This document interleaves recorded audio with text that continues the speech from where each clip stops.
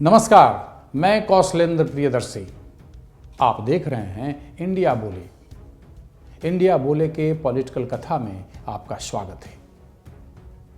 साल 1997 उत्तर प्रदेश में राष्ट्रपति शासन लगा हुआ था।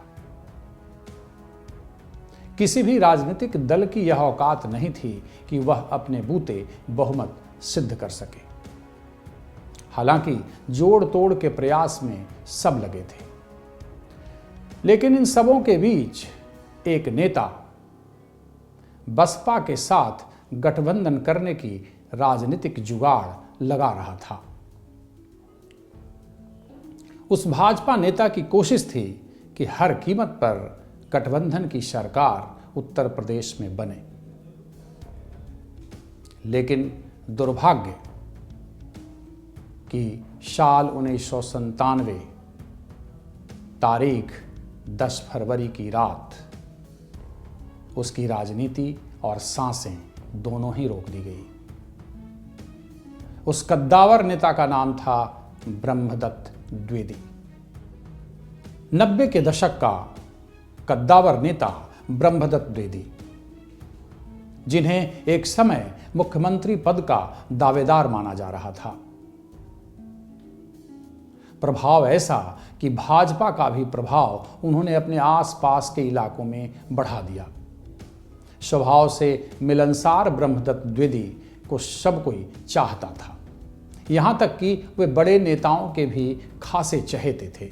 जनता के बीच उनकी गहरी पैठ थी और यही वजह थी कि पार्टी का हर छोटा से बड़ा नेता उनकी इज्जत करता था। 90 के दशक में तेजी से उभरे ब्रह्मदत्त द्विवेदी अपने क्रियाकलापों और राजनीतिक चपलताओं की वजह से पार्टी के बड़े नेताओं के काफी करीब हो चले थे। अटल बिहारी वाजपेयी, आडवाणी से लेकर हर छोटा कार्यकर्ता द्विवेदी को जानता था। जनता का नेता, कवि और कुशल कूटनीतिज्ञ ब्रह्मदत्त द्विवेदी को राम मंदिर के आंदोलन के दौरान पहचाना गया। जननेता ब्रह्मदत्त द्विवेदी कवि भी थे और वकालत में भी उन्हें महारत हासिल थी। उनके कूटनीतिक कौशल को राम मंदिर के आंदोलन के समय बड़े नेताओं ने बड़ी बारीकी से पहचाना।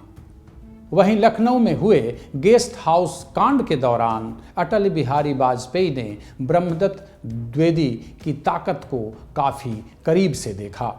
लेकिन अफसोस, कद्दावर नेता और मुख्यमंत्री पद के दावेदार ब्रह्मदत्त द्विवेदी का राजनीतिक सफर और जिंदगी का सफर उस समय रुक गया जब वे अपने पार्टी के कार्यक्रम में भाग लेकर देर रात घर लौट रहे थे। आखिर क्या हुआ था 10 फरवरी की रात, साल 1997 और तारीख 10 फरवरी।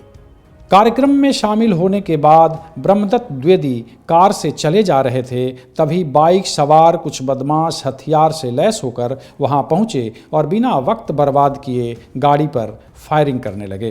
कार के अंदर बैठा व्यक्ति कुछ समझ पाता तब तक कार पर गोलियों की बौछार कर दी गई।